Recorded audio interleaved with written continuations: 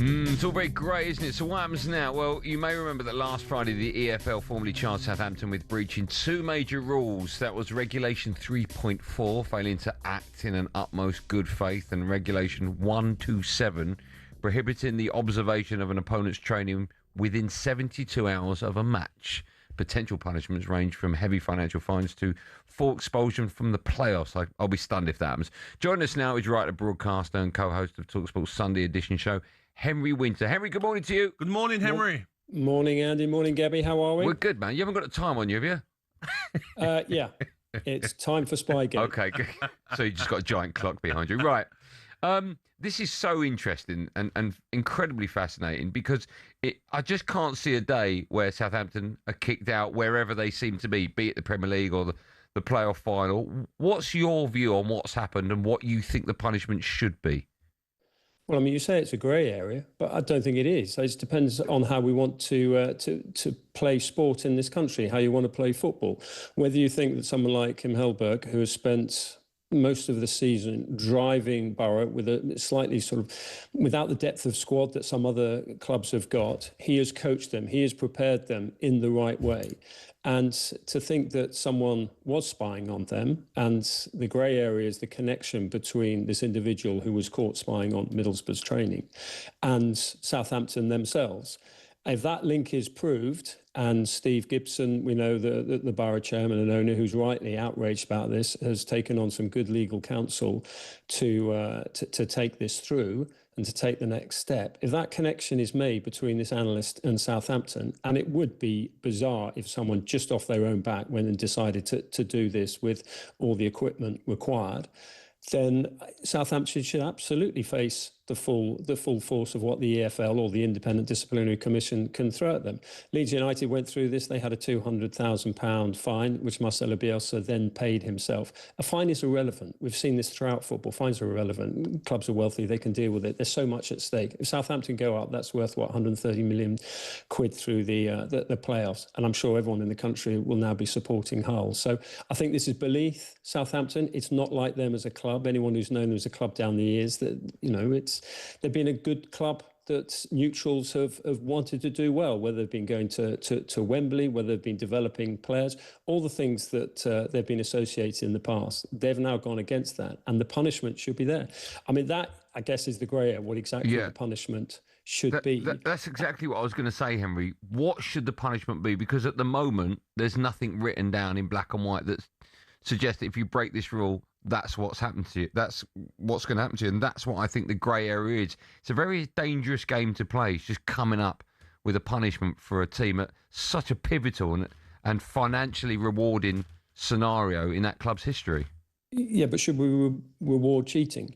And I think that the rules post Leeds were tweaked. And I think that there is a possibility of them. I mean, just looking at some of the Southampton forums earlier, I mean, they seem so fairly split on whether they would actually be allowed to go to Wembley. And that's from sort of slightly concerned Southampton fans.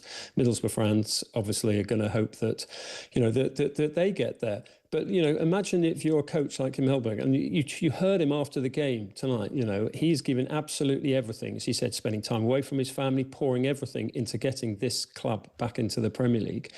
And he's effectively been denied that. Look, Middlesbrough didn't get up, but not simply because of Spygate, because they didn't take their chances. Their squad wasn't deep enough. And Southampton, over the two games, if you watched it, listened to it, you know, they deserve to go up.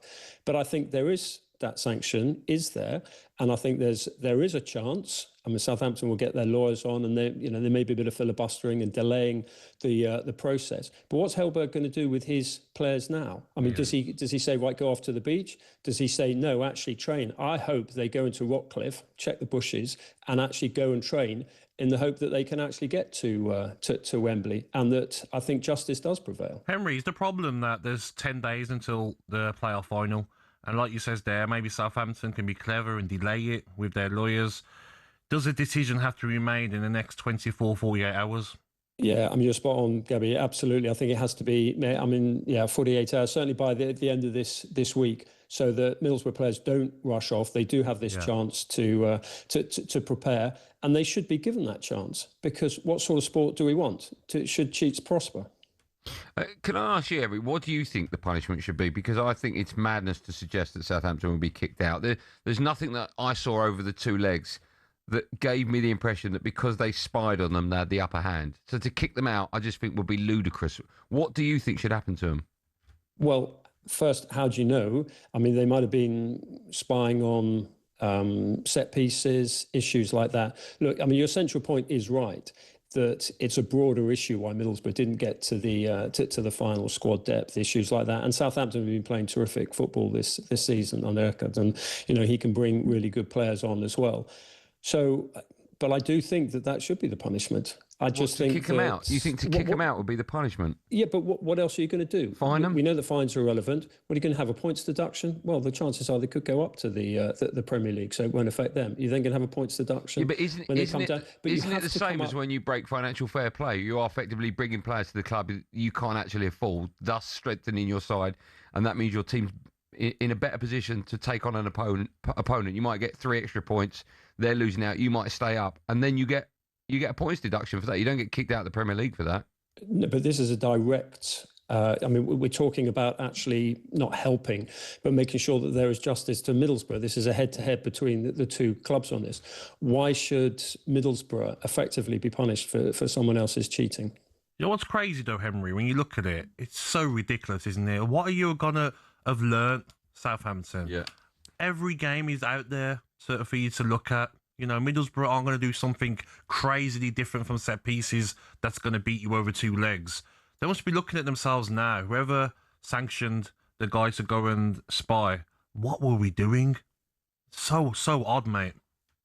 Well, it's odd, but I mean, I guess with so much at stake, playoffs, coaches, if there is the connection with the coaches, it's marginal gains. It's just that possibility. I mean, they might have actually watched the penalty taking. I mean, I know there's a lot of public image of penalties, but actually, if you can go and watch a penalty session on the eve of a playoff, then fair. I think that makes sense.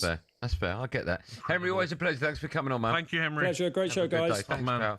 That's a very good point he makes at the end there. The penalties. You're watching the penalties, what way the goalkeeper dives, etc. It's just so stupid, Andy.